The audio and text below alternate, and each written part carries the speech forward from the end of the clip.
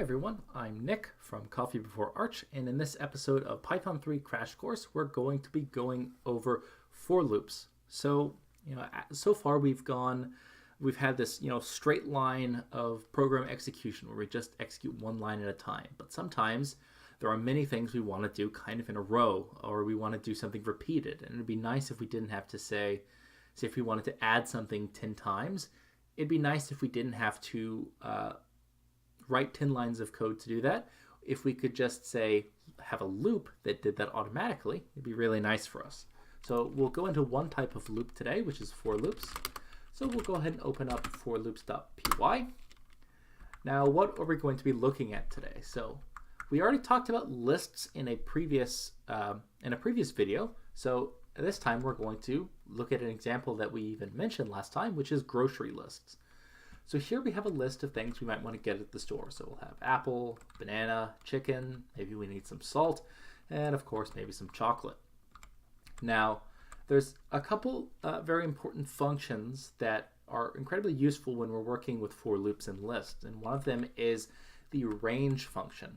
Now the reason why the range function is so important is because so we need to a lot of times index these lists. And so in order to do that, we can use this range function. So when we call range of 5, this generates a new list, and that list is sequential from 0 to 1 minus the value. So in this case, for range of 5, it'll give us a list that's 0 through 4. So that will be all the indices that we need for this specific list for 5 items. This will be index 0, this will be index 1 for banana, index 2 chicken, index 3 salt, and index 4 chocolate.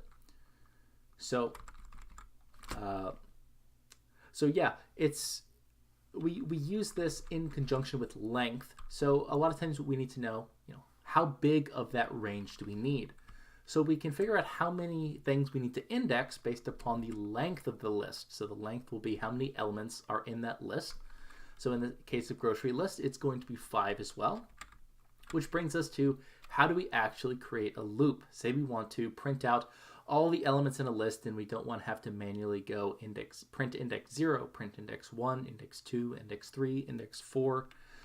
We can do that in actually 2 lines, and that's with this for loop. So the syntax is for I in range of length of the grocery list, then a colon, then every time we say colon, we've got a tab over. That means that this is going to be part of this loop. Everything that's tabbed over will be within this loop. Everything that is back over, so aligned to that left side, will be not part of that loop, so we're not going to loop on it. So let's go over the syntax kind of in more detail. So what is this?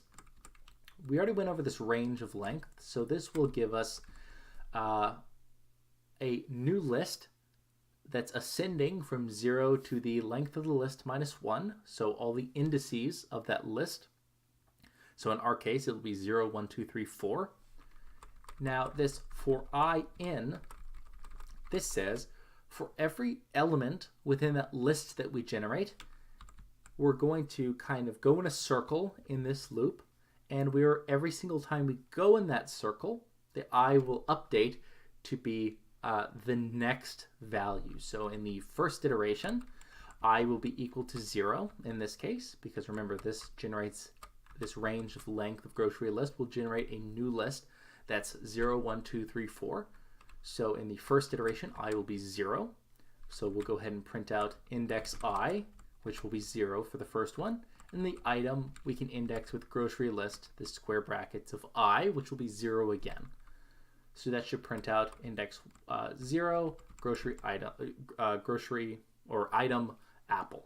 Now, after this, it will go back up to the top of the for loop, and then I will move over 1 in the list. So in this case, it will go from I being 0 to I being 1, and then it will go to I being 2, I being 3, I being 4. 4 is the last item in that list that gets generated by this range of length of grocery list. And that will be the end of our grocery list. So we'll print out all the items. So sometimes though, we don't really care about having an index. We just want to print out maybe the items on the list.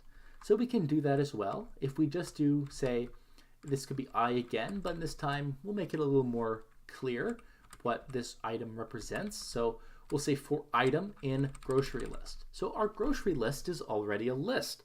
So we can just iterate over all the elements in that list. So on every iteration, item will be an element from grocery list. So in the first iteration, item will be apple. The second, it will be banana. The third, it will be chicken. The fourth, it will be salt. And the fifth will be chocolate. So we'll print out all the items again. But this time, item's just going to be a value from grocery list. It's not going to be an index. Now, there's other times, though, that we want both, the convenience of having the index, but then also it'd be nice if we just had the item name as well, or we just had the value of the original list. And that's what this built-in function enumerate gets us. So when we do for I, item in enumerate grocery list, it's kind of another unpacking thing like we had with argv when we're unpacking a list. It's similar, except it's like we're unpacking two lists. So enumerate will give us both a new list to unpack from that will be the indices of our list, so 0, 1, 2, 3, 4.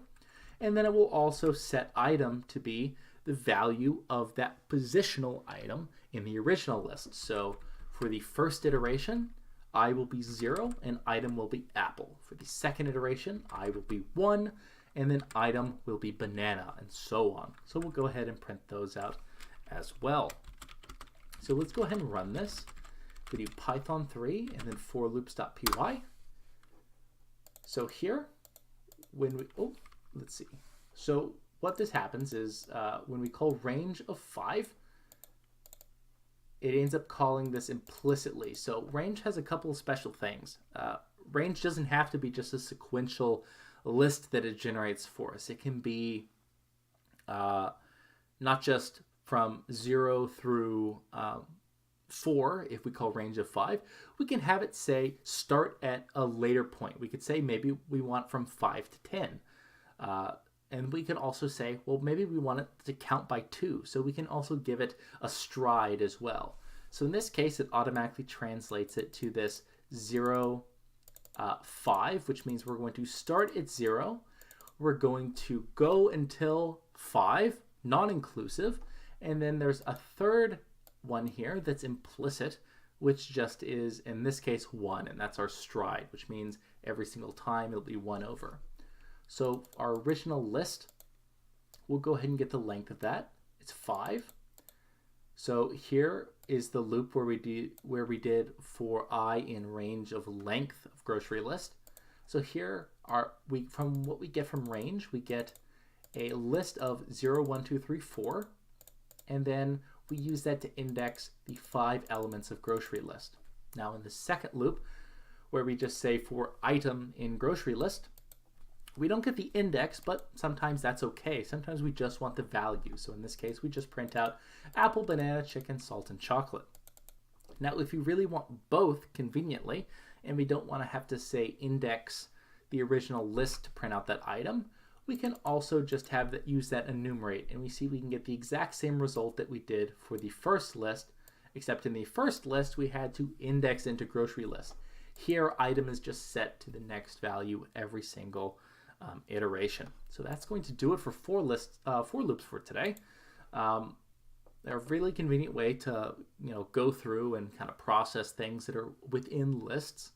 So if we go to Python3 Crash Course, we have all the code that's available for all the previous videos, as well as links to all the videos that they belong to. My contact information is also listed on the README in case you have examples that you want or something's unclear in a video. Then if we go into the loops section, so Python3 Crash Course, Fundamental Concepts and Loops, we have for loops.py. Here's the example for today. Feel free to download it, play around with it. And as always, I'm Nick, and I hope you have a nice day.